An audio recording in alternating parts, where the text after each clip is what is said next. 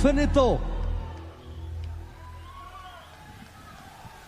এটা কিছুমানে ভাবিছে চাগে ই উৎপাত কৰিব এতিয়া উৎপাত নকৰো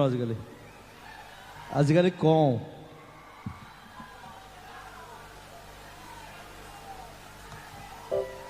আপ্ৰাইজ লাগে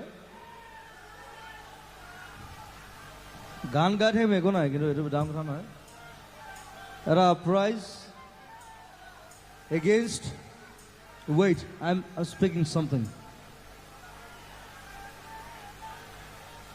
অকল বিহু মাৰি থাকিলে নহ'বতো